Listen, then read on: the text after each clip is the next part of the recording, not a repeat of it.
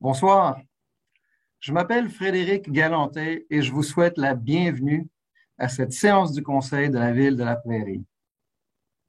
Avant de commencer la séance, je tiens encore une fois à féliciter toutes et tous les élus qui forment le nouveau Conseil municipal. Le 7 novembre, les citoyennes et les citoyens de la Prairie ont parlé. J'ai donc la responsabilité de regarder en avant et déployer les engagements qu'on vous a promis de mettre en place. Ceux parmi vous qui m'ont rencontré connaissent ma position. Avant de sacrifier des espaces verts pour assurer la santé financière d'une ville, il faudra apprendre à faire mieux avec ce qu'on a. Une fois qu'un espace vert est perdu, il est perdu à tout jamais. Ça veut dire que le nouveau conseil a le devoir de se retrousser les manches, de se mettre au travail pour préserver la qualité de vie des citoyens, de protéger l'environnement et de garder un budget équilibré. Sur une autre note, je profite de l'occasion pour vous assurer que dans le contexte des mesures sanitaires, tout sera mis en œuvre pour mettre en place les aménagements qui permettront de retourner en présentiel dès que possible.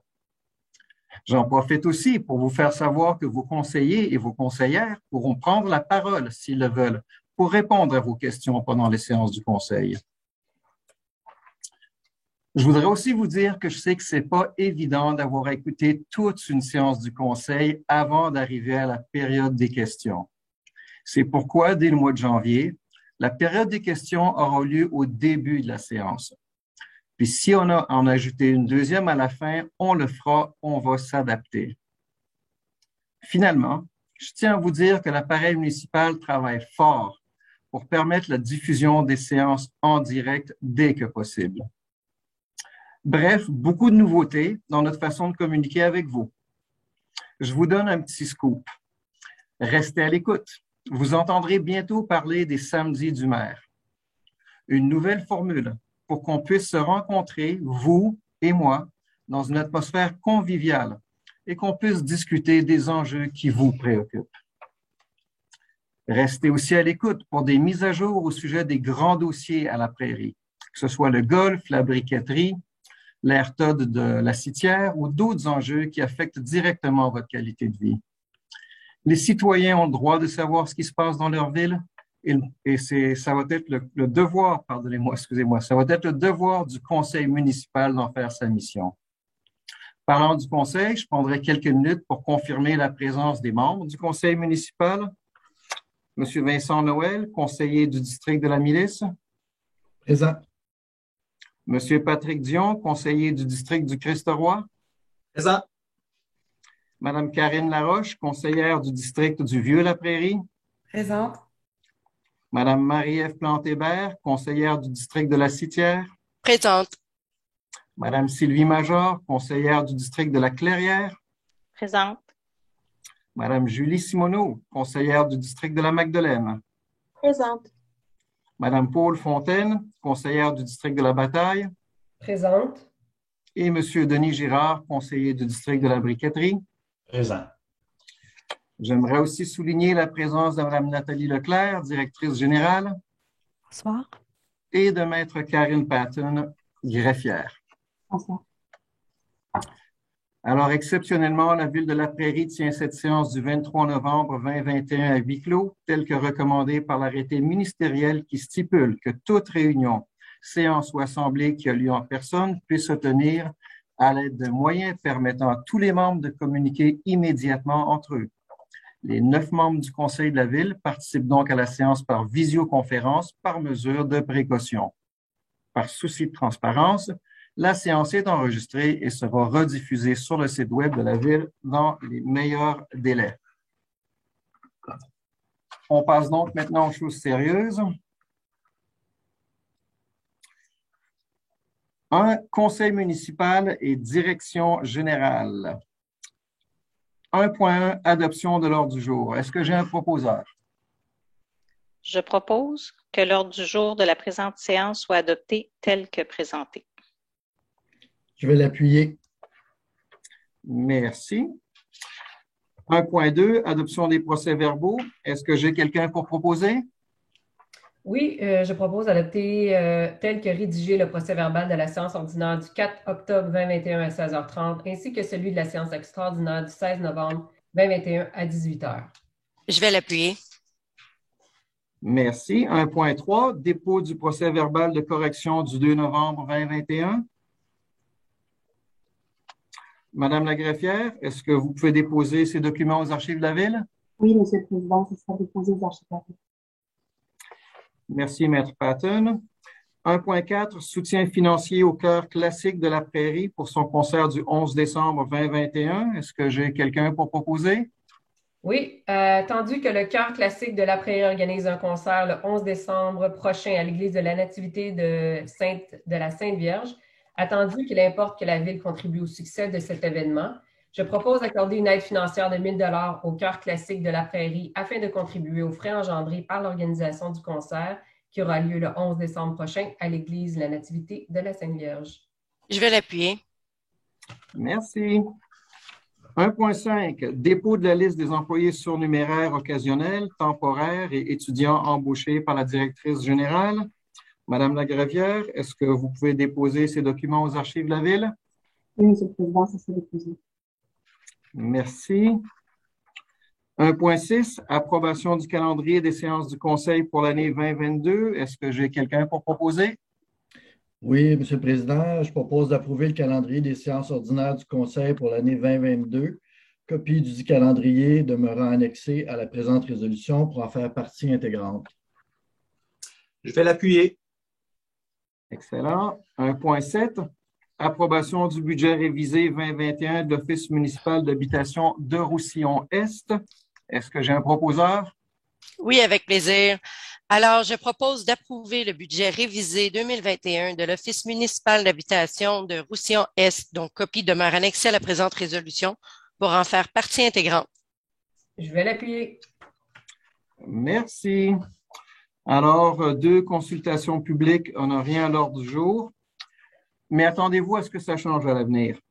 3 avis de motion, 3.1. Présentation et dépôt du projet de règlement numéro 1477-M, modifiant le règlement numéro 1439-M sur la gestion contractuelle. Est-ce que j'ai quelqu'un pour présenter le projet? Oui, je vais le faire. Alors, ce projet de règlement a pour objet la suppression de la restriction à 10% des modifications en cours de contrat. De plus, des corrections et mises à jour sont effectuées afin de se conformer au texte de la loi sur les cités et villes.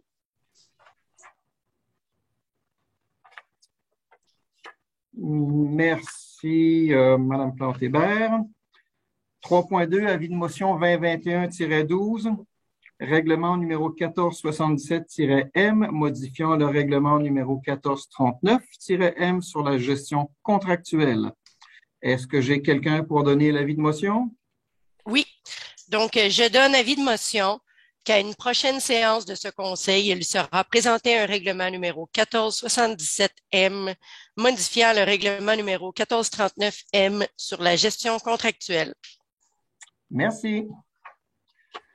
3.3, présentation et dépôt du projet de règlement numéro 1478-M, modifiant le règlement 1039-M concernant la circulation, le stationnement et la sécurité routière. Est-ce que j'ai quelqu'un pour présenter le projet?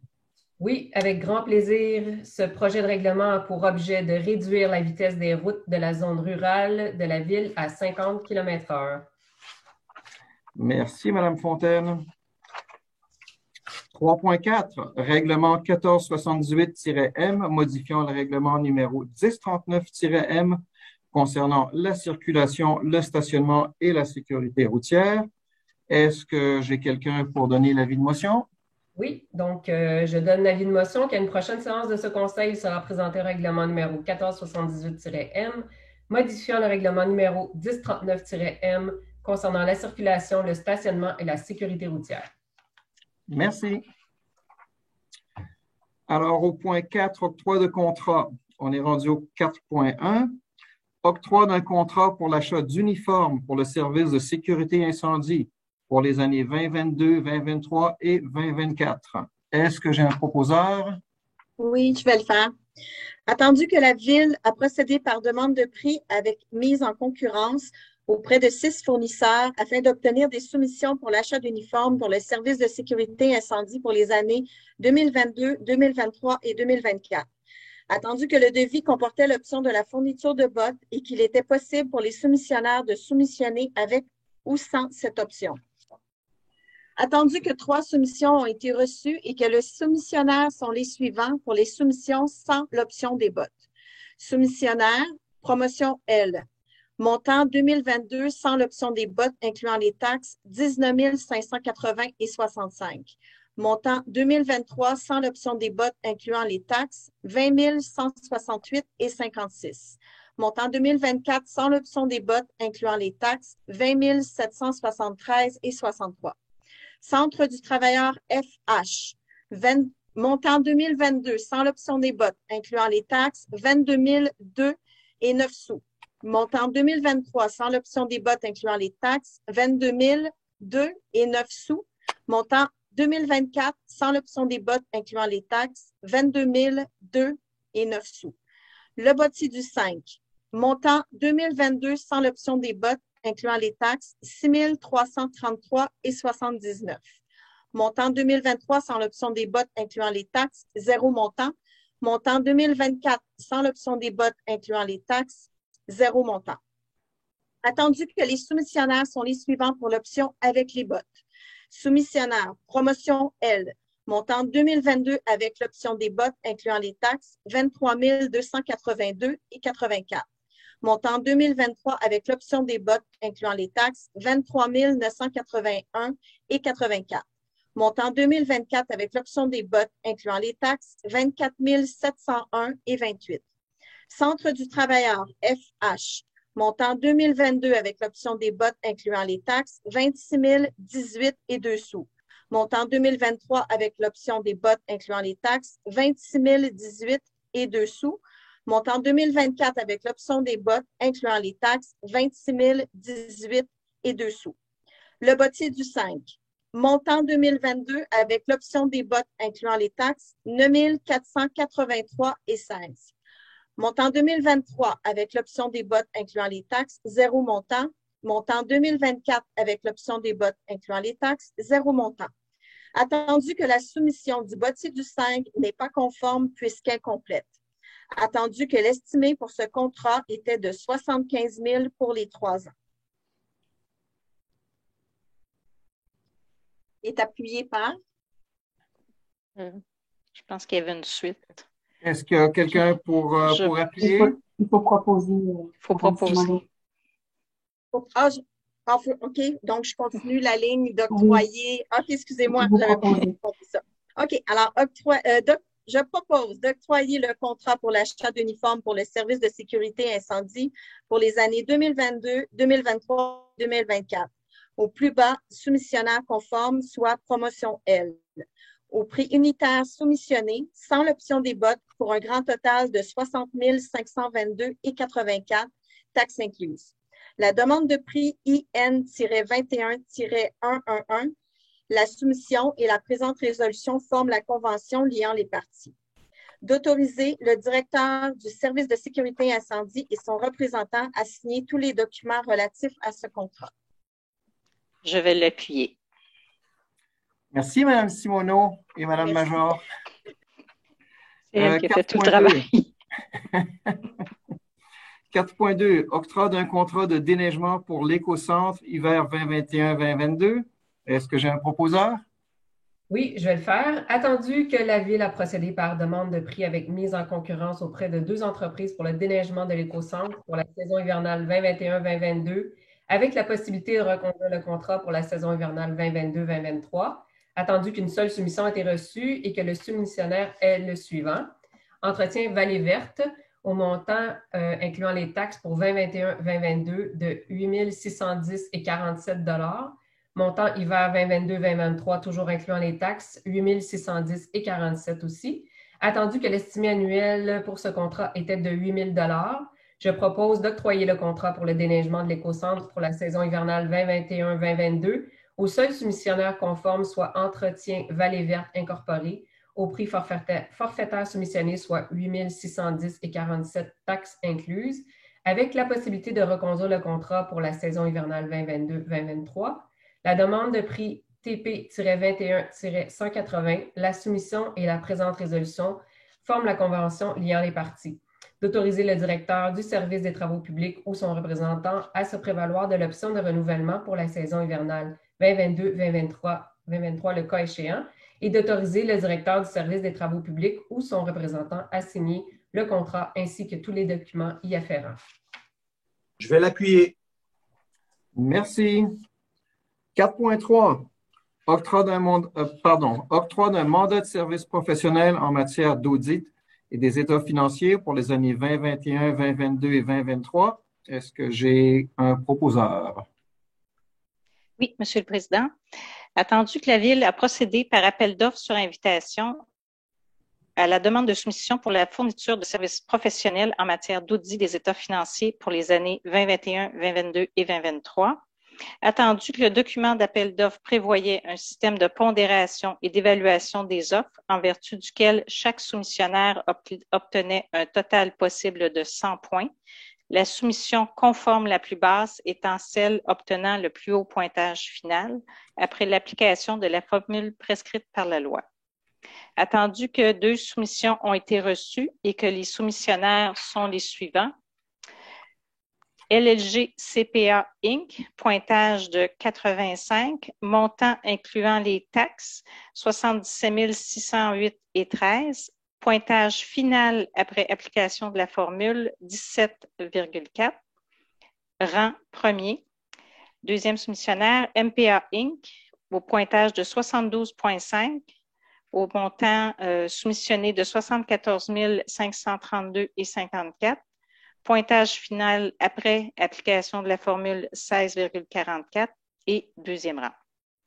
Attendu que l'estimé pour ce contrat était de 65 000 $, je propose d'octroyer le mandat des services professionnels en matière d'audit des états financiers pour les années 2021, 2022, 2023 au plus bas soumissionnaire conforme, soit LLG CPA Inc., au prix forfaitaire soumissionné, soit 77 608,13, taxes incluses. Les documents d'appel d'offres FIN-21-01, la soumission et la présente résolution forment la convention liant les parties. D'autoriser le directeur des services administratifs et financiers et trésorier ou son représentant à signer pour et au nom de la Ville les documents nécessaires afin de donner suite à la présente résolution. Je vais l'appuyer. Merci. 4.4. Octroi d'un contrat pour le service de programme d'aide aux employés. Est-ce que j'ai quelqu'un pour en faire la proposition? Oui. Alors, attendu que l'entente actuelle avec Optima Santé Globale pour le service de programme d'aide aux employés se termine le 31 décembre 2021, attendu que le 22 mars 2021, la firme Optima Santé Globale a annoncé avoir été acquise par la firme Dialogue et qu'à compter du 1er janvier 2022, seules des consultations virtuelles étaient offertes, attendu qu'afin de s'assurer que les employés de la Ville bénéficient toujours des meilleurs services pour ses besoins, et ce, au meilleur coût possible, le service des ressources humaines a évalué les services de la firme Dialogue, anciennement Optima Santé Globale, et de la firme Brio PAE. Attendu que les services ont été évalués sur la base du type et de la qualité des services offerts, de la disponibilité des intervenants, de la rapidité d'intervention et sur la base de leurs tarifs. Attendu que seules ces 2 firmes ont été ciblées puisqu'elles ont une entente de service avec l'Union des municipalités du Québec permettant de réduire le coût des services. Alors, je propose d'octroyer le contrat pour le service de programme d'aide aux employés à Brio PAE pour une durée de 3 ans débutant le 1er janvier 2022 au montant annuel estimé de 6 289,92 et d'autoriser la directrice du service des ressources humaines ou son représentant à signer pour et au nom de la Ville l'entente de service avec la firme Brio PAE pour le service de programme d'aide aux employés ainsi que tout document y afférent. Je vais l'appuyer. Merci. 4.5. Octroi d'un contrat de transition pour le mandat de service professionnel en matière de technologie de l'information. Est-ce que j'ai un proposeur? Oui, Monsieur le Président. Attendu que le mandat de service professionnel en matière de technologie de l'information avec la firme Trilogie se termine le 30 novembre prochain. Attendu que la Ville doit prolonger le contrat actuel pour une durée de 6 mois, je propose d'octroyer un contrat de transition à la firme Trilogie pour la fourniture de services professionnels en matière de technologie de l'information pour la Ville de la Prairie, débutant le 1er décembre 2021 et se terminant le 31 mai 2022, pour un montant approximatif de 68 476 $ plus les taxes applicables, et d'autoriser le directeur des services administratifs et financiers ou son représentant à signer le contrat ainsi que tout document y afférent. Je vais l'appuyer. Merci. 5, communications en rien à l'ordre du jour. 6, finances et services administratifs. 6.1, approbation d'une liste de comptes et salaires. Est-ce que j'ai quelqu'un pour proposer? Oui, Monsieur le Président. Je propose d'approuver les dépenses au montant de 2 930 642,40 $ pour les activités financières, de 624 372,15 $ pour les activités d'investissement et de 1 058 219,58 $ pour les salaires. Je vais l'appuyer. Merci. 7, génie, 8, greffe, 9, loisirs, on n'a rien à l'ordre du jour. 10, ressources humaines, 10.1, embauche d'un opérateur à l'usine de filtration et assistant aux ouvrages de pompage au service du génie. Est-ce que j'ai quelqu'un pour proposer? Oui, Monsieur le Président. Attendu que ce poste est vacant et qu'il y a lieu de le combler, attendu la recommandation favorable du directeur du service du génie, je propose d'embaucher M. Hugo Côté à titre d'opérateur à l'usine de filtration et assistant aux ouvrages de pompage au service du génie. La date prévue d'entrée en fonction est le 8 décembre 2021 et il sera soumis à une période d'essai de 90 jours ouvrables à compter de cette date. Je vais l'appuyer. Merci. 10.2, embauche d'une adjointe juridique au service de greffe et des affaires juridiques. Est-ce que j'ai quelqu'un pour proposer? Oui, je vais le faire. Alors, attendu que le poste d'adjointe juridique est vacant depuis le 1er octobre 2021 suite à un départ à la retraite, attendu la recommandation de la directrice du service du greffe et des affaires juridiques et greffières, je propose donc d'embaucher Mme Stéphanie Lutèce au poste d'adjointe juridique au service du greffe et des affaires juridiques. La date prévue d'entrée en fonction est le 10 janvier 2022 et elle sera soumise à une période d'essai de 90 jours ouvrables à compter de cette date. Je vais l'appuyer. Merci. 10.3, nomination d'une secrétaire au service du génie. Est-ce que j'ai quelqu'un pour en faire la proposition? Oui, Monsieur le Président.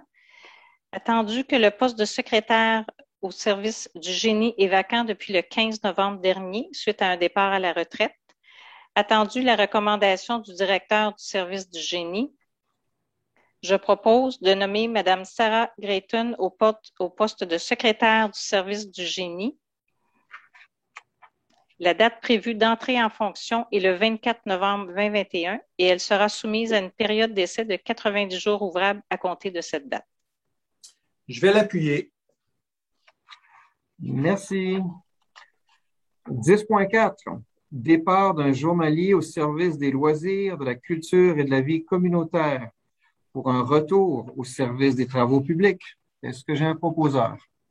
Oui, avec plaisir. Attendu que M. François Cloutier a obtenu le poste de journalier au service des loisirs, de la culture et de la vie communautaire et que sa première journée de travail à ce titre était le 30 août 2021, attendu qu'il devait effectuer une période de familiarisation et d'essai de 45 jours ouvrables se terminant le 2 novembre 2021, attendu que M. Cloutier a manifesté, avant la fin de sa période d'essai, son désir de retourner à son ancien poste de journalier régulier au service des travaux publics, attendu que M. Cloutier est retourné à son poste au service des travaux publics le 4 octobre 2021, Je propose d'entériner le retour de M. François Cloutier à son ancien poste, soit au poste régulier de journalier au service des travaux publics en date du 4 octobre dernier.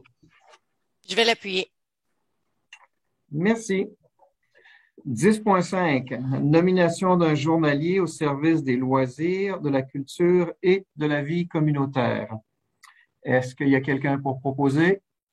Oui, avec plaisir, Monsieur le Président. Attendu que le poste de journalier au service des loisirs, de la culture et de la vie communautaire est vacant suite au départ de Monsieur François Cloutier, attendu que Mme Joanie Lucier occupe ce poste à titre de journalière surnuméraire à temps plein depuis le 4 octobre dernier, attendu la recommandation de la directrice du service des loisirs, de la culture et de la vie communautaire, je propose de nommer Mme Joanie Lucier au poste de journalière au service des loisirs, de la culture et de la vie communautaire. La date prévue d'entrée en fonction est le 24 novembre 2021 et elle sera soumise à une période d'essai de 90 jours, laquelle a débuté le 4 octobre dernier. Je vais l'appuyer. Merci. 10.6. Nomination au poste de saisonnier en horticulture au service des travaux publics. Est-ce que j'ai quelqu'un pour en faire la proposition? Bien sûr, Monsieur le Président. Attendu qu'un poste de saisonnier en horticulture est vacant depuis la démission de Mme Geneviève Trudeau, attendu que Mme Audrey Gariepi occupe un poste de journalier affecté à l'horticulture au service des travaux publics, et ce depuis avril 2018, attendu la recommandation du directeur du service des travaux publics, je propose de nommer Mme Audrey Gariepi à titre d'employée saisonnière en horticulture au service des travaux publics à compter du 24 novembre 2021. Le tout selon les conditions de la convention collective du syndicat des salariés de la ville de la Prairie, CSD Col Bleu. Je vais l'appuyer. Merci. 10.7. Fin de la période d'essai et obtention de la permanence d'un régisseur logistique et événements au service des loisirs, de la culture et de la vie communautaire. Est-ce que j'ai un proposeur? Oui, donc attendu que Mme Valérie Gamelin a été embauchée à titre de régisseur logistique et événements au service des loisirs, de la culture et de la vie communautaire en vertu de la résolution portant le numéro 2021-03-091, adoptée le 24 mars 2021, attendu qu'elle était soumise à une période d'essai de 6 mois se terminant le ou vers le 12 octobre 2021, attendu la recommandation favorable de la directrice des services des loisirs, de la culture et de la vie communautaire, je propose d'accorder à Mme Valérie Gamelin le statut d'employée permanente au poste de régisseur logistique et événements au service des loisirs, de la culture et de la vie communautaire aux conditions de l'accord sur les conditions de travail des employés cadres, tel statut étant effectif rétroactivement à sa date d'embauche. Je vais l'appuyer. Merci. Alors, 11, sécurité, service incendie, on n'a rien. 12, travaux publics, on n'a rien à l'ordre du jour. On passe donc à 13, urbanisme et aménagement du territoire.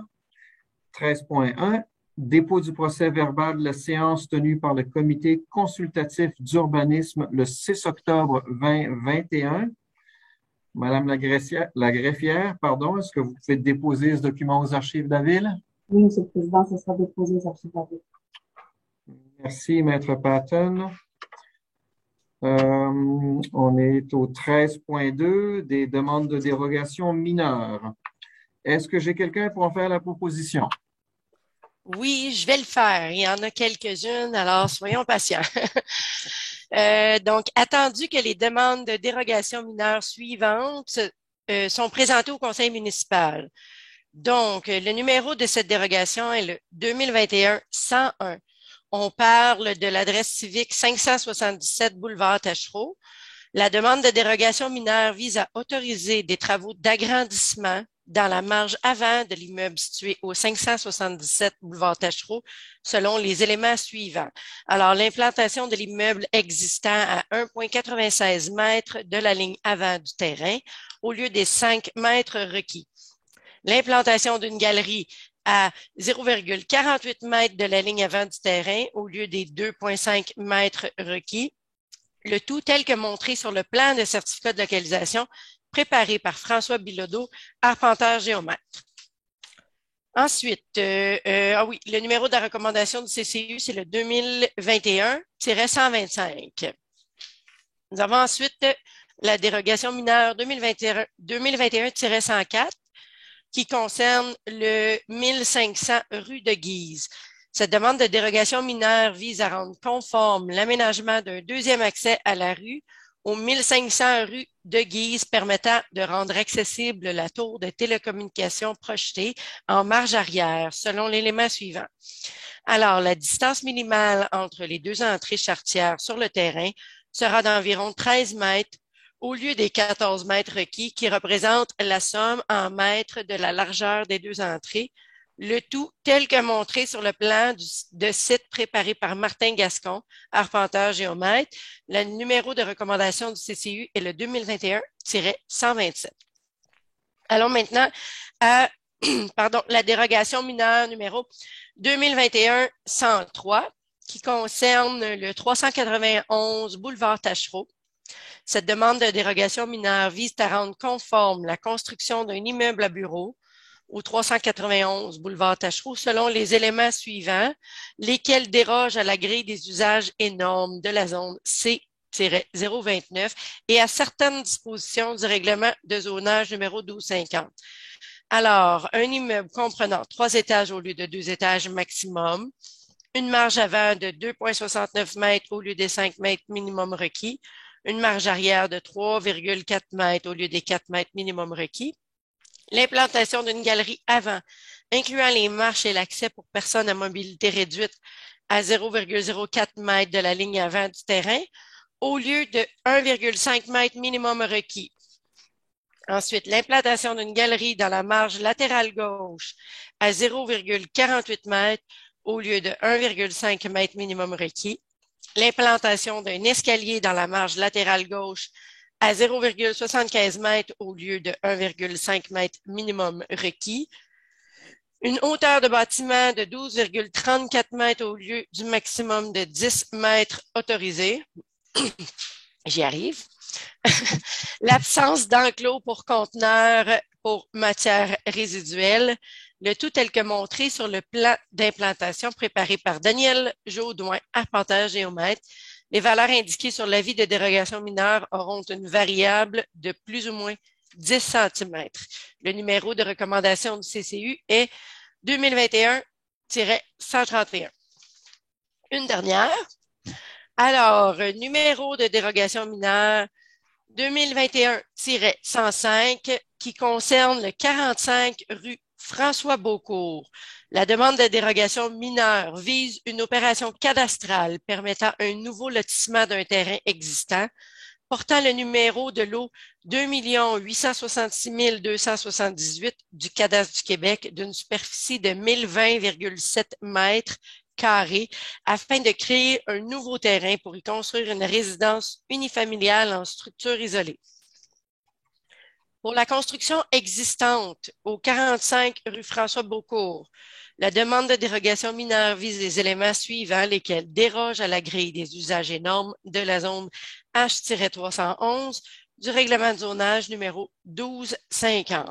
Alors, une profondeur de terrain de 20,5 mètres au lieu des 30 mètres minimum requis, une marge avant projetée de 4,53 mètres au lieu des 6 mètres minimum requis, une marge arrière projetée de 3,47 mètres au lieu des 8 mètres minimum requis, et ce, à la condition que les escaliers de la galerie existante située en marge latérale soient déplacés afin de respecter une distance de 1,2 mètre minimum de la limite latérale du terrain. Pour la construction projetée au 35 rue François Beaucourt, la demande de dérogation mineure vise les éléments suivants, lesquels dérogent à la grille des usages et normes de la zone H-311 du règlement de zonage 1250. Donc, une profondeur de terrain de 29 mètres au lieu des 30 mètres minimum requis, une marge avant projetée de 4,57 mètres au lieu des 6 mètres minimum requis, le tout tel que montré au plan d'implantation de lotissement préparé par Denis Moreau, arpenteur géomètre, daté du 9 août 2021, et ce, à la condition que le garage attenant ou intégré de la maison projetée soit implanté à une distance d'au moins 5,5 mètres de la limite avant de terrain, de façon à permettre le stationnement d'un véhicule en dehors de l'emprise municipale. Le numéro de la recommandation du CCU est 2021-128.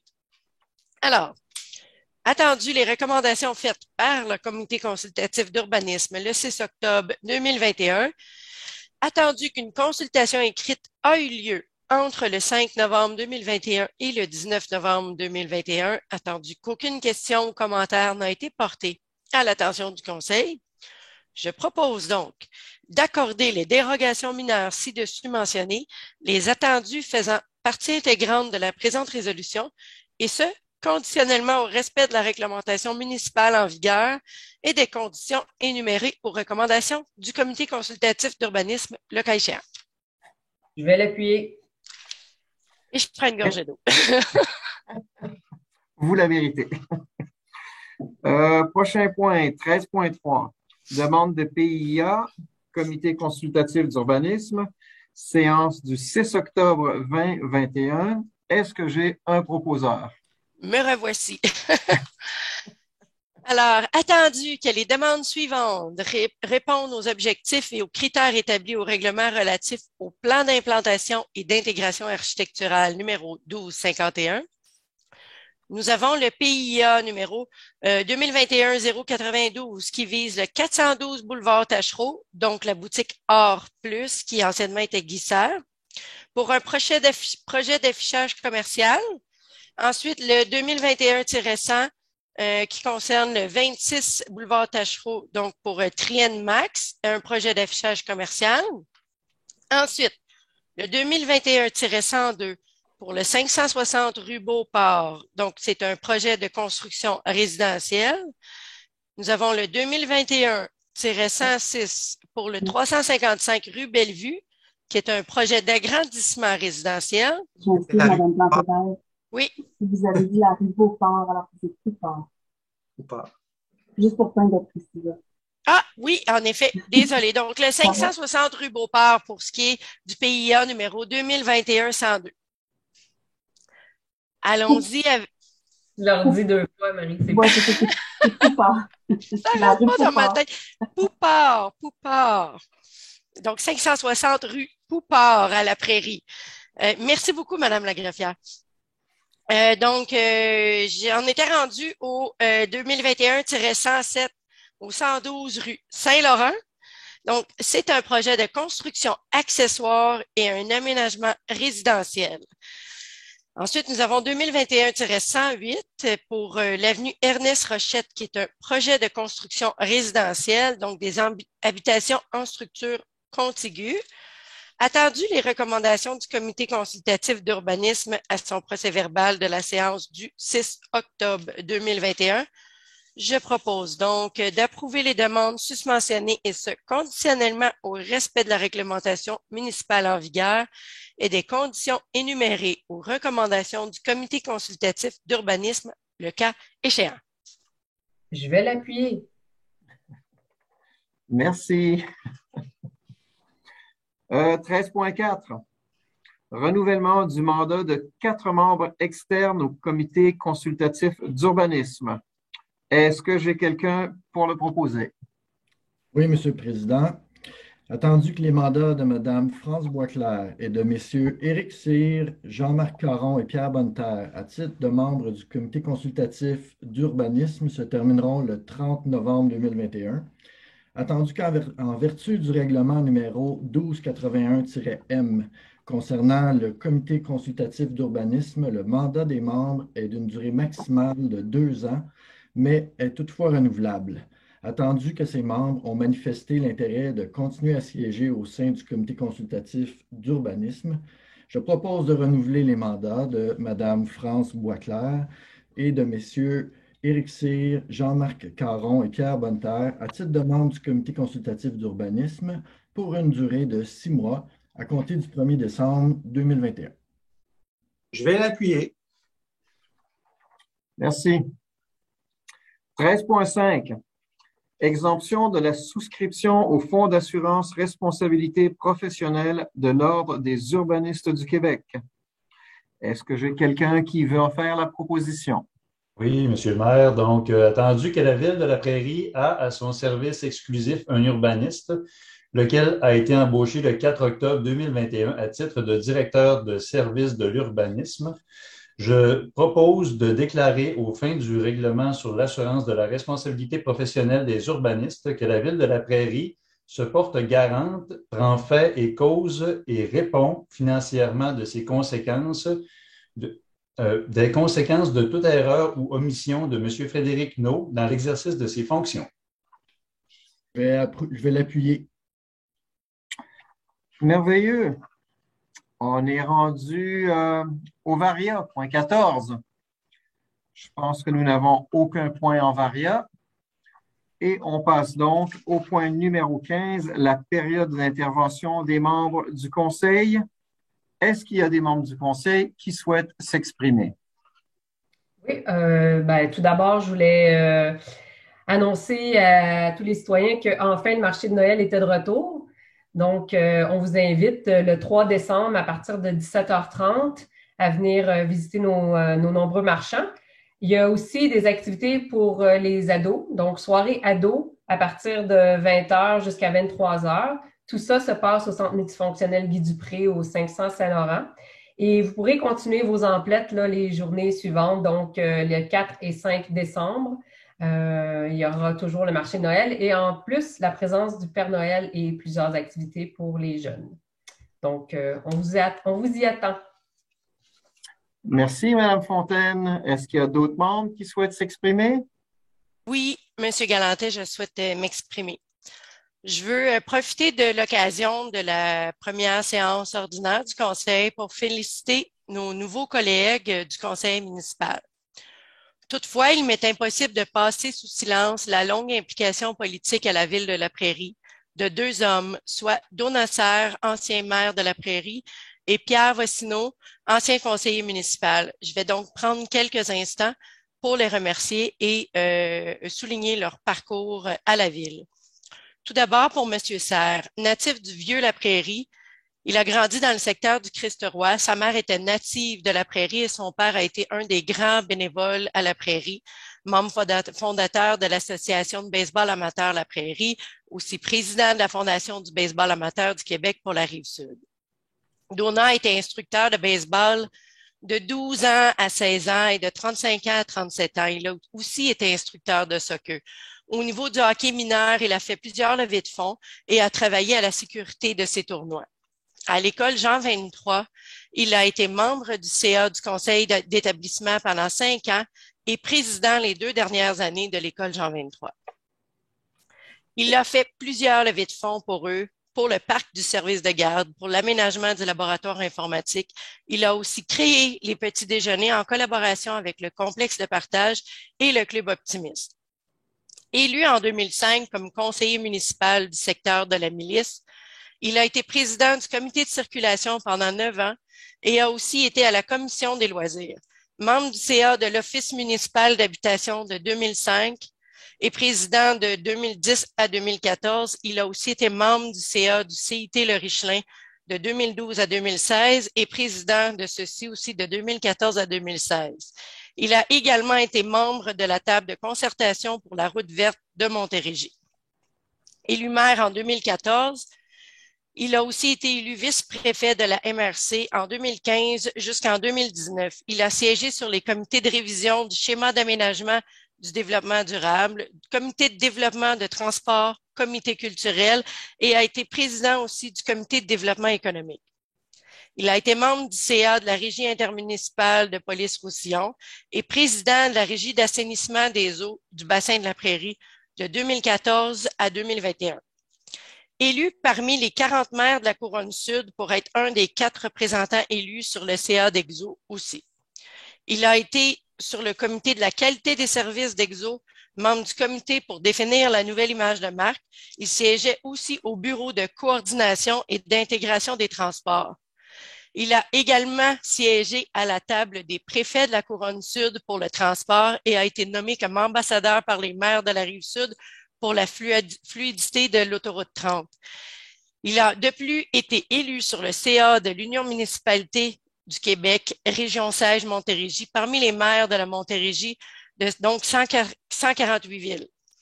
Et il a aussi été sur les comités ferroviaires, comités maritimes, comités organisateurs des assises annuelles, dont celle du centenaire. Ses faits d'armes importants dont il est le plus fier étaient la gratuité pour le transport en commun en réseau local, donc la Prairie, Candiac, Saint-Philippe, qu'il a instauré en 2014. Il est aussi responsable de la mise en place d'un policier préventionniste à la polyvalente La Magdeleine en 2014 et ce policier est d'ailleurs toujours en place. Il a aussi été président du comité des fêtes du 350e de la Prairie en 2017 et il a reçu la médaille de l'Assemblée nationale pour la gestion du carambolage du 19 février 2020. Donat en a tellement fait pendant toute sa vie pour la ville de la Prairie qu'il était juste normal pour moi et les membres de son équipe de prendre quelques minutes pour le remercier. En tant que maire, il a toujours été à l'écoute de ses collègues et des employés. C'est une personne franche, honnête et respectueuse. Tous ceux qui l'ont connu en travaillant disent de lui qu'il ne comptait jamais ses heures et qu'il était toujours disponible. Après 16 années au conseil de ville, il est temps de se dire au revoir et bonne retraite. Donat, tu le mérites amplement. Maintenant, je vais parler de Pierre Vossineau. Pierre était résident de la Prairie depuis 1982, marié, père de 3 enfants, impliqué dans sa communauté depuis 1995. Comme entraîneur de hockey et de soccer pendant 15 ans, à la commission scolaire des Grandes Seigneuries de 1998 à 2003, comme conseiller municipal de la Magdeleine depuis 2005 et il a siégé ici au conseil municipal pendant 4 mandats, soit 16 ans. Pendant ces 16 années, il a été président de la commission des loisirs pendant 12 ans, président du CCU pendant 6 ans et membre de ce comité pendant 16 ans aussi. Il a été président du comité de circulation et de mobilité active depuis 4 ans, membre du comité de toponymie pendant 6 ans, membre du patrimoine bâti durant 12 ans, représentant de la ville et vice-président de Tarceau pendant 5 ans, aussi vice-président de Gavelap depuis sa création en 2018. Il a été maire suppléant à plusieurs occasions, dont les 4 dernières années, soit depuis 2017. Ses réalisations importantes dans son district et le développement du parc Émilie-Gamelin avec des investissements de plus de 12 millions et d'avoir fait de ce parc le cœur du quartier de la Magdeleine.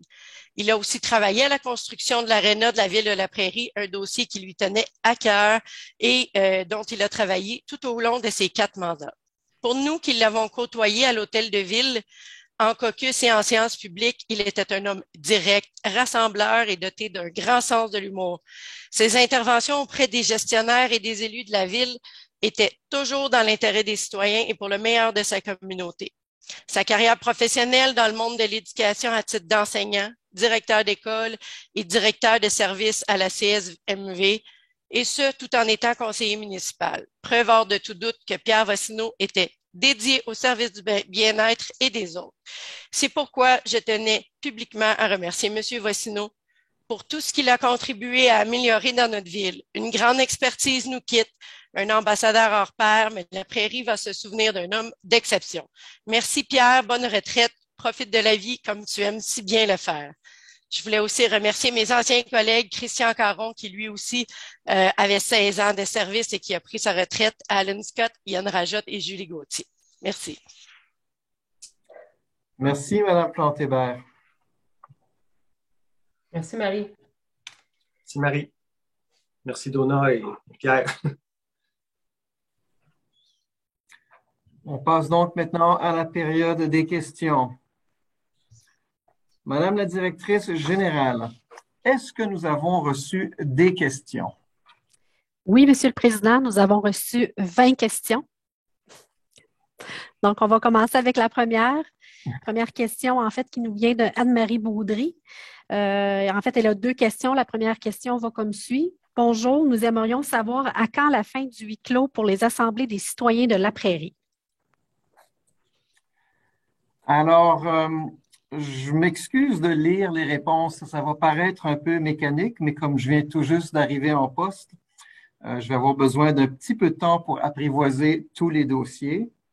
Alors, j'ai dû demander aux services concernés de rédiger quelques-unes de mes réponses.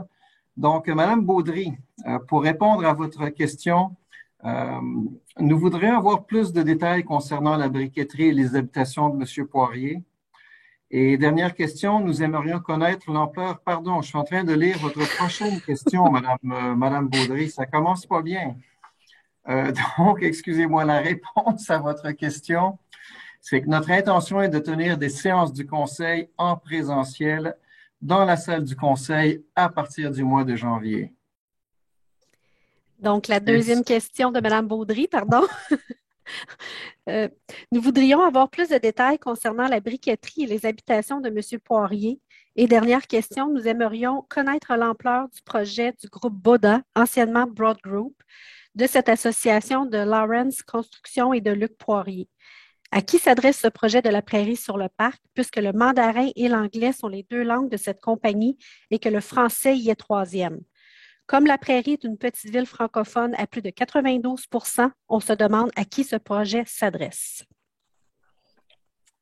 Alors, Madame Baudry, cette fois, je vais répondre à votre question. Dans le dossier de la briqueterie, à la suite des séances virtuelles de participation citoyenne tenues au printemps dernier, nous prévoyons tenir prochainement une séance de consultation en présentiel.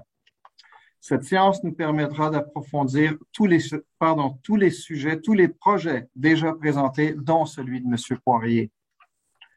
Concernant la prairie sur le parc, je vous invite de consulter les différents sites des promoteurs, puisqu'il semble y avoir des informations contradictoires sur le nombre d'unités. J'ai moi-même demandé au service d'urbanisme d'obtenir des réponses à ce sujet. Cependant, il est probable, en ce qui concerne votre question par rapport aux différentes langues, il est inévitable que différentes communautés viennent s'établir à la prairie. Malheureusement, je ne peux pas vous en dire plus pour le moment parce que moi-même, je n'ai pas les informations, mais comme je vous dis, il est inévitable que des communautés viennent habiter ici. Et selon moi, la ville de la Prairie devra jouer un rôle pour faciliter leur intégration avec notre population. On a une deuxième question, en fait, qui vient de Mme Mélodie Prince concernant la rue Joanne. Donc, la première, en fait, elle a deux questions. Donc, le pavage de la rue Joanne est-il prévu et si oui, à quel frais? Nous avons le désir d'avoir une rue pavée. Notre rue comporte environ 45 maisons, dont plusieurs constructions neuves. Les taxes foncières provenant de cette rue ont considérablement augmenté depuis les dernières années. Et sa deuxième question concerne les mesures d'atténuation du bruit. Une mesure d'atténuation du bruit est-elle prévue dans les projets d'élargissement de la voie 104? Pardon. Alors, Madame Prince, pour votre première question, le pavage de la rue Joanne est un projet qui a été analysé par la municipalité. La ville évalue la possibilité d'en payer une partie, alors que l'autre partie serait payée par les riverains.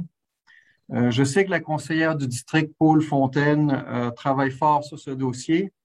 Est-ce que je peux lui demander de compléter la réponse? Oui, bien, certainement. Effectivement, la décision avait été prise là, par l'ancien conseil de possiblement payer une partie du pavage de la rue Joanne. Les chiffres ont été sortis. On sait combien ça pourrait coûter par citoyen. On voulait faire cependant une consultation publique en janvier. Donc, si ça fonctionne toujours avec le nouveau conseil, c'est ce que je vais proposer, qu'on fasse une consultation publique pour la rue Joanne et qu'on puisse en discuter avec les citoyens de cette rue-là pour voir là, de quelle façon les frais peuvent être partagés. Merci, Mme Fontaine. Pour revenir à votre deuxième question, Mme Prince, concernant les mesures d'atténuation de bruit dans le projet de l'élargissement de la 104, je peux vous dire que pas plus tard que hier, nous avons rencontré le ministre et député de la Prairie, M. Christian Dubé, pour lui réitérer notre demande d'être consulté par le MTQ dans l'élaboration du projet, des plans et des devis. Madame Leclerc, est-ce qu'on a d'autres questions? Oui, donc on a une autre question qui vient de M. Vincent Merlin, également de la rue Joanne. Il aimerait savoir si la municipalité a terminé l'analyse du dossier du pavage de la rue Joanne et quand ce projet verra le jour. Il dit pour référence, j'avais soumis une demande d'information à la séance du Conseil du 8 septembre 2020 concernant, la possibilité de construire un réseau d'eau potable pour desservir la rue Joanne et la possibilité de réaliser des travaux de pavage toujours pour la rue Joanne. Dans une réponse que j'ai reçue le 16 mars 2021, on me disait que le service du génie de la municipalité travaillait à l'estimation des coûts d'un tel projet de pavage et que cet estimé sera ensuite présenté au conseil municipal. Alors, M. Vincent, pour répondre à votre question, le service du génie a effectivement complété l'estimation des coûts préliminaires. Nous sommes rendus à l'étape de sonder les citoyens sur le degré d'acceptabilité de défrayer ces coûts dans l'optique que la municipalité en paierait une partie. Madame Paul Fontaine, est-ce que vous êtes à l'aise de compléter ma réponse? En fait, comme j'ai dit précédemment, ce sera aux citoyens là, de discuter une fois que les chiffres seront mis devant eux.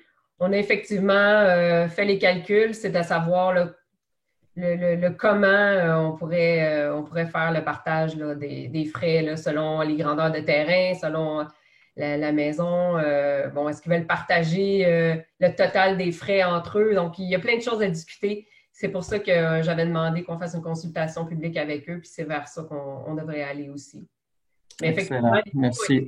On a les montants. Merveilleux. Puis, je compléterai en disant que l'étude sur la possibilité de construire un réseau d'eau potable n'est pas encore complétée par le service du génie. Madame Leclerc? Oui, Monsieur le Président. Une autre question de Madame Geneviève Dumont, également pour la rue Joanne. Donc, sa question va comme suit. À quand l'asphaltage de la rue Joanne? Nous avons fait plusieurs demandes en ce sens à l'administration SER depuis plus d'1 an, sans aucun retour. Pourtant, la forte majorité des résidents sont en faveur de ce projet. Lors de sa visite à notre domicile en campagne électorale, Mme Fontaine s'était engagée à aller en consultation citoyenne à ce propos dès le mois de janvier. Il va sans dire que les inconvénients d'une rue non asphaltée sont très importants pour les familles de la rue Joanne et nous nous sentons délaissés comparativement aux autres résidents de la prairie.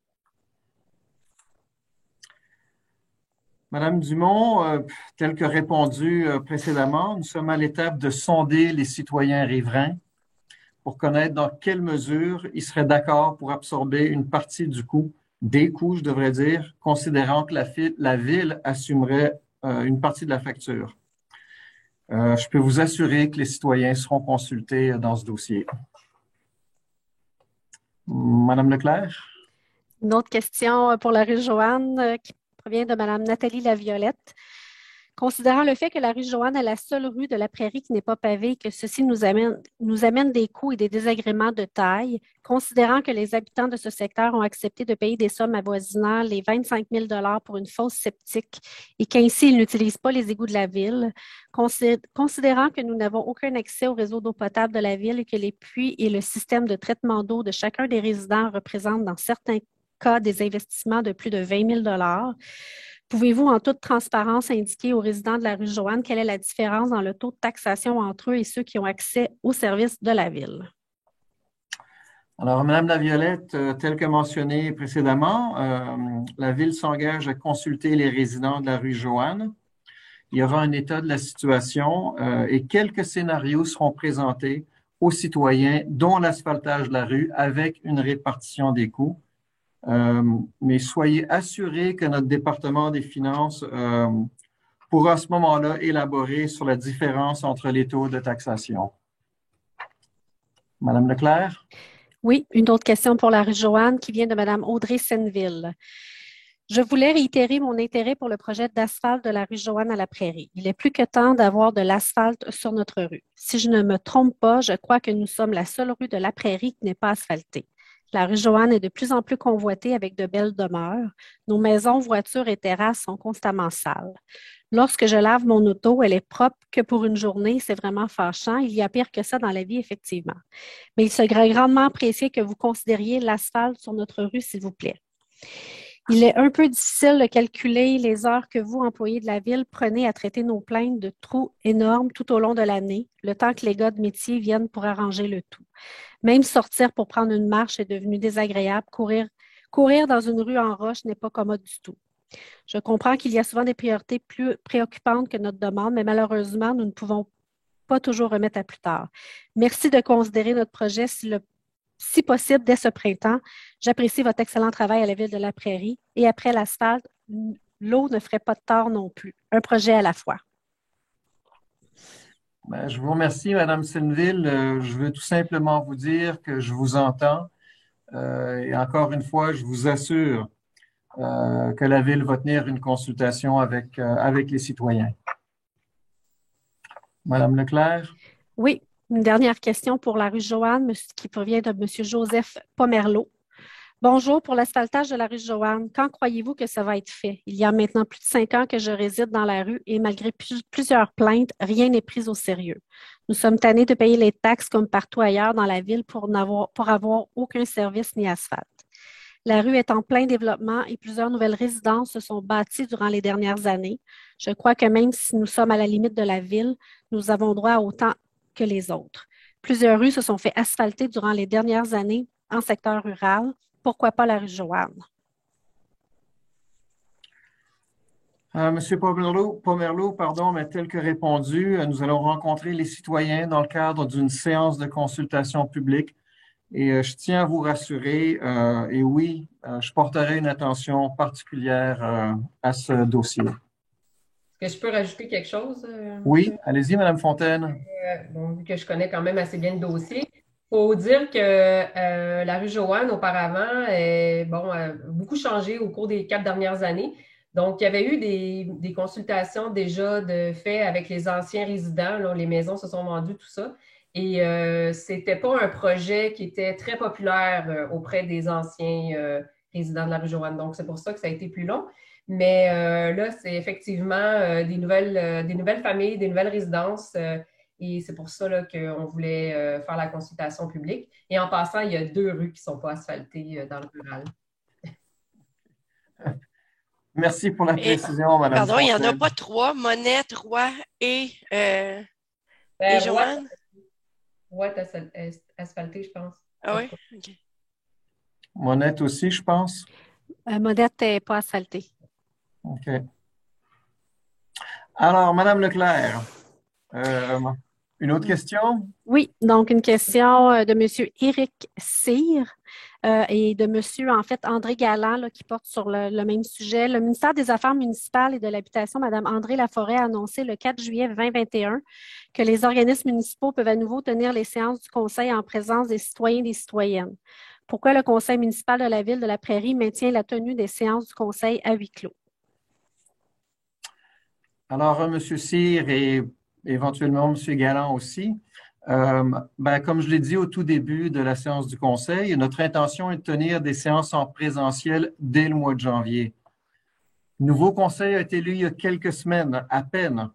Et comme la salle du Conseil est de taille moyenne, nous devons faire certains aménagements, comme par exemple d'installer des panneaux de plexiglas entre les conseillers.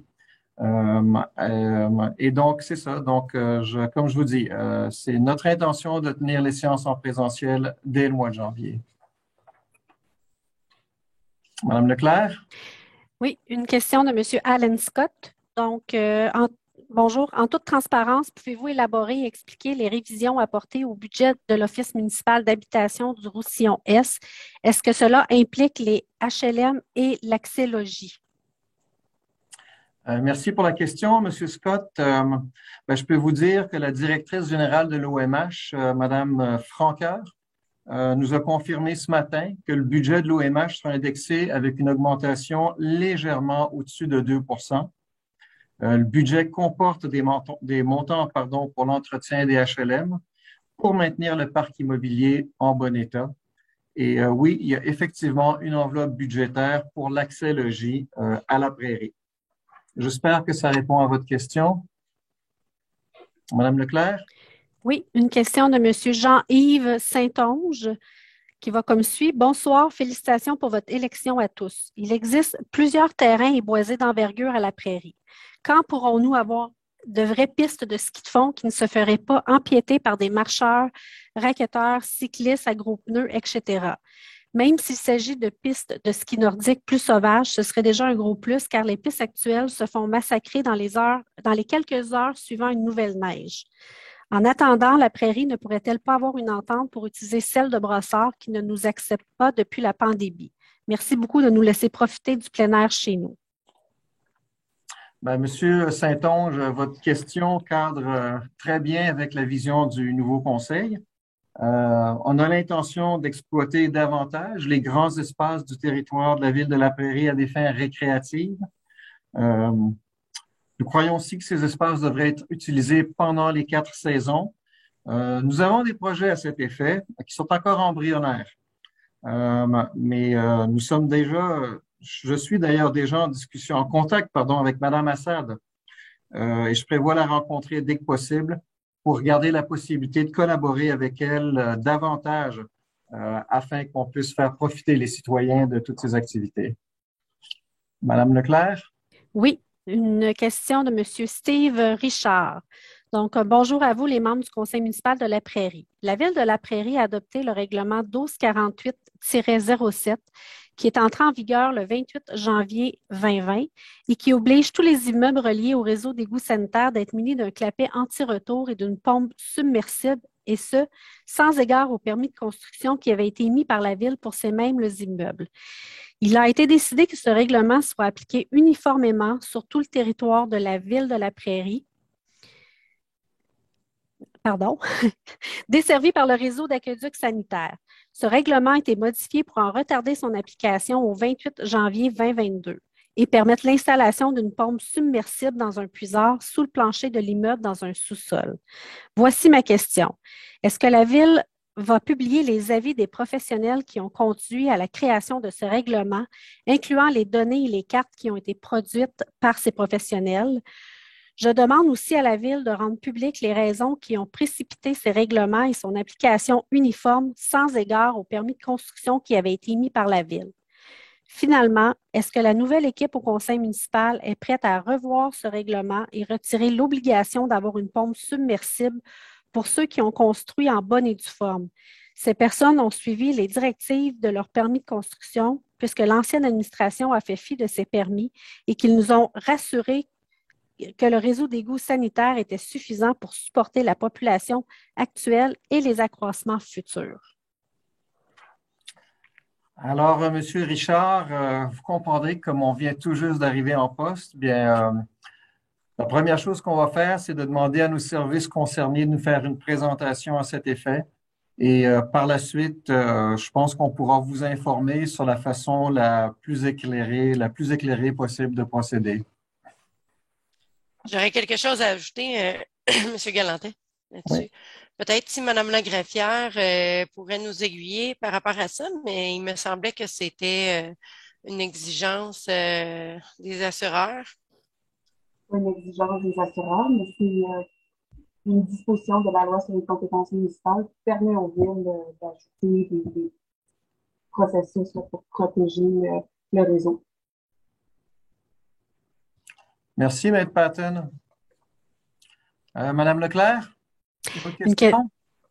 Oui, une question de Mme Danielle Pelletier.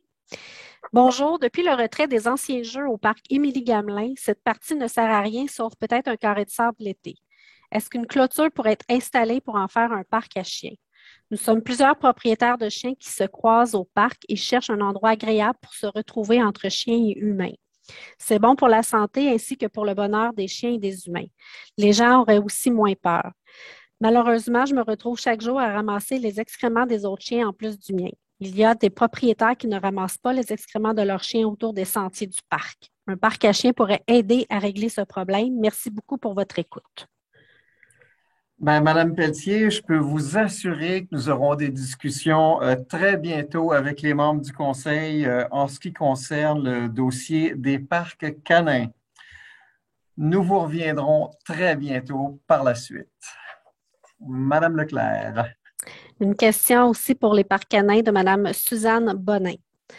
Maintenant qu'un nouveau conseil municipal est en place, quel avenir est réservé au parc canin situé à l'espace vert entre les rues Pierre-Falcon et Denise Lemestre?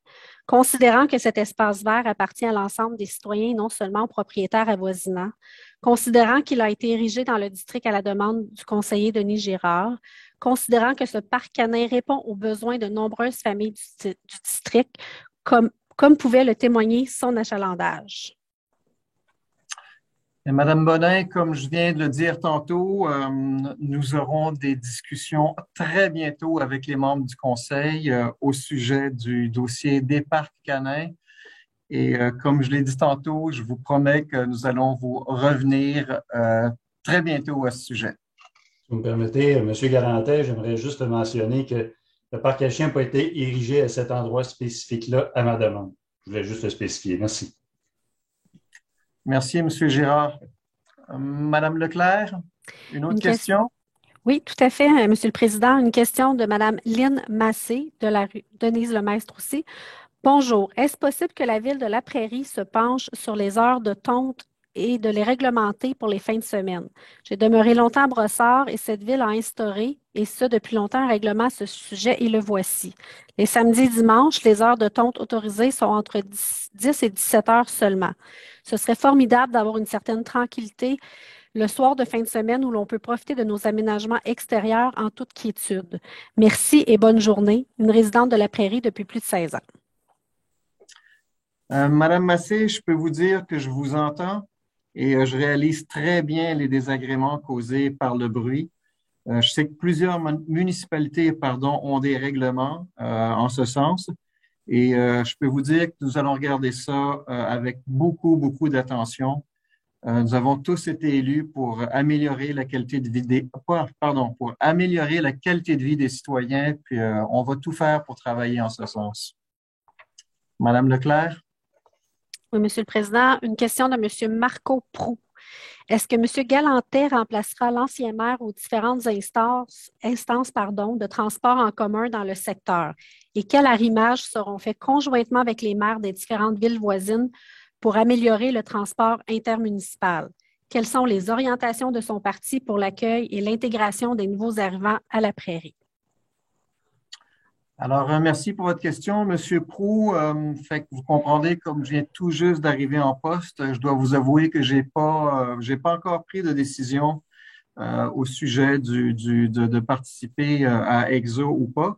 Mais je comprends très bien l'importance de m'assurer que la ville de La Prairie soit bien représentée, que ce soit par moi ou par une personne déléguée.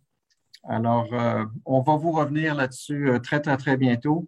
Et en ce qui concerne l'accueil et l'intégration des nouveaux arrivants à La Prairie, soyez assurés que ça va être une priorité pour nous. Madame Leclerc? Monsieur le Président, une question de Mme Carole Rivet. Félicitations à la nouvelle équipe. Les trottoirs à La Prairie ont toujours été bien entretenus et ouverts des deux côtés de la rue, sauf pour les dernières années. Je me suis fracturé l'humérus en décembre 2019 en glissant sur une plaque de glace sur un trottoir dans le secteur de la Magdeleine. Par la suite, il m'est arrivé de partager mes impressions avec d'autres citoyens et citoyennes qui, comme moi, sont dans l'obligation de marcher dans la rue pour ne pas se blesser en hiver. Tous se plaignent du manque d'entretien des trottoirs. Il y a peu de temps, la Cour suprême, pour un cas semblable au mien, a décrété que c'est la responsabilité de la Ville de s'assurer de la sécurité des citoyens et qu'un tel accident est passible de poursuite contre la Ville. Donc, est-ce qu'on peut espérer pouvoir marcher en toute sécurité sur des trottoirs déclassés cet hiver? Il en va de la sécurité des citoyens de tous âges.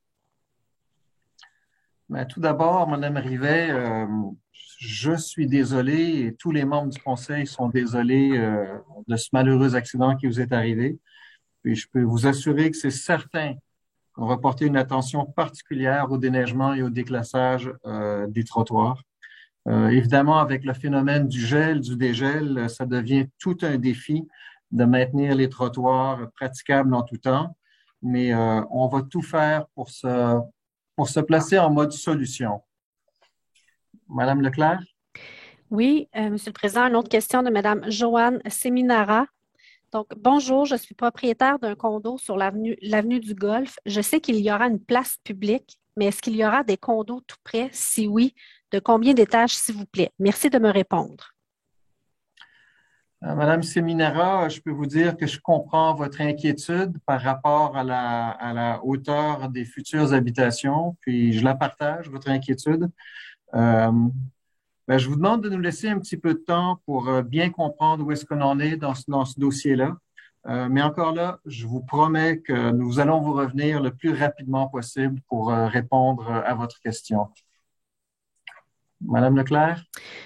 Oui, Monsieur le Président. Une autre question de Madame Joanne McKenzie et de Madame Émilie Ducharme. En fait, les deux questions là, portent sur le même sujet et sont semblables. Bonjour, j'aimerais savoir s'il est prévu cette année de procéder au déneigement des sentiers piétonniers reliant les rues Perra, Marie-Pellado, Providence et Palerme. J'ai déjà fait cette demande dans le passé et rien n'a encore été fait à ce sujet. Je remarque que d'autres sentiers piétonniers sont déneigés alors que ceux-ci ne le sont pas. De plus, d'énormes bancs de neige en bloquent les accès. Ils sont entretenus l'été pour le gazon. Je ne vois pas pourquoi ils ne le sont pas l'hiver. C'est une question de sécurité et de mobilité pour les citoyens. Je souhaite bon succès à la nouvelle administration. Merci, Madame McKenzie. Pour répondre à votre question, moi, je crois comprendre que c'est une question de machinerie et de main-d'œuvre. Je note votre demande. Je vais faire un suivi avec les travaux publics et je vous assure qu'on va voir qu'est-ce qu'on peut faire par rapport à cette question. Madame Leclerc? Oui, Monsieur le Président, une question de Monsieur Maurice Lantier. Donc, Monsieur le maire, membre du Conseil, en préambule à ma question, je tiens à dire que je ne peux que me réjouir de l'adoption du projet de règlement numéro 1478-M concernant la réduction des vitesses limites permises en zone rurale, si tant est qu'il aura été adopté précédemment lors de cette Assemblée que ma question précède son adoption, huis clos oblige. Les citoyens des zones rurales ont le droit à la quiétude et à la sécurité comme tout le monde d'ailleurs et la vitesse devant chez eux est une source de danger. Qui plus est, je félicite M. le maire pour l'adoption de ce règlement qui est somme toute de nature non partisane. Bravo. Alors, suite à l'adoption de ce règlement, que compte maintenant faire la Ville pour protéger les citoyens des autres secteurs de la Ville plus denses, mais pour la plupart des victimes silencieuses des excès de vitesse si nombreux? Il est de mise de prétendre que ces secteurs doivent se mériter le privilège d'être des secteurs de vie paisibles et sécuritaires, ceci formulé ainsi, entre autres, pour demander au maire et ses conseillers ce qu'ils comptent faire pour contrôler les excès de vitesse en saison. Ceci inclut au préalable la collecte d'informations exactes et complète en provenance de la Régie de police intermunicipale de Roussillon, mais aussi la collecte d'informations concernant les analyseurs de vitesse propriété de la Ville, toutes ces informations faisant l'objet de restrictions. Qu'est-ce qu'ils comptent faire pour tenir en compte les informations requises des citoyens qui tiennent à savoir pourquoi il y a des excès de vitesse mesurés et qui font l'objet de rapports antérieurs aux diverses séances antérieures du comité de circulation? Il faut également tenir compte des écarts de vitesse prétendus négligeables, mais totalement contraires à la perception des résidents qui vivent en ces zones. Ce sont des informations si difficiles à obtenir car qualifiées de confidentielles. Bref, comment comptez-vous réduire les effets de ce fléau que sont les nombreux excès de vitesse, notamment sur la rue des Préverts, et comment, de ce fait, aurez-vous le sentiment que les informations qui vous auront été transmises aux fins décisionnelles sont de nature quantitative, non qualitative, sujettes au changement de valeur, mais aussi ouvertes à diffusion aux citoyens? Monsieur Lantier, on s'est déjà rencontrés, je peux certainement vous dire que je vous entends. La problématique de la vitesse, ça a été quelque chose qu'on a entendu tout le long de la période électorale dans tous les districts. Ce qui fait que nous allons devoir avoir des rencontres pour approfondir le dossier puis prendre les bonnes décisions. Et ça, surtout avec le comité de circulation finalement. Il y a plusieurs options, de la surveillance policière accrue, l'installation de dodanes temporaires, l'installation de plus d'afficheurs de vitesse. Il va falloir qu'on prenne en considération toutes ces facettes, mais je vous garantis qu'on va vous revenir, M. Lantier. Mme Leclerc? Oui, alors on a une dernière question, en fait, qui vient de M. Yves Hainaut. J'aimerais avoir les raisons de notre changement de district. Maintenant, notre district à la Clairière, autrefois la Magdeleine. Nos liens avec le district de la Magdeleine est plus important que la Clairière. J'ai appris le changement de district avec ma carte de vote. Oui, mais M. Hainaut, je réalise que c'est malheureux pour les citoyens qui ont développé un sentiment d'appartenance envers leur district. Mais la loi nous oblige de redécouper les districts à chaque élection. Donc, vous savez, quand un district devient trop populeux, ben, à ce moment-là, malheureusement, ben, il faut le découper pour essayer d'arriver à une sorte d'égalité entre les nouveaux districts. Et comme je vous dis, malheureusement, la loi nous oblige à faire ça. Mais je comprends votre déception. Madame Leclerc? C'est tout, Monsieur le Président. Mon Dieu, c'est merveilleux. Alors, donc, si je comprends bien, on est donc rendu au dernier point de l'ordre du jour. Le point pour la levée de la séance. Est-ce que j'ai quelqu'un pour le proposer? Eh oui, je vais le faire. Donc, après 16 ans de levée de séance de M. Vassino, je prends la relève. C'est à 19h21 que je propose que la séance soit et est levée. Et je vais vous appuyer, Mme Fontaine. Merci. Ben, merci infiniment à vous tous. Merci à tous ceux et celles qui nous ont posé des questions. J'espère que on espère qu'on a répondu à votre question. Et ben, sur ce, je vous souhaite une excellente fin de journée. Et encore une fois, merci tout le monde. Bonsoir. Merci, bonne soirée.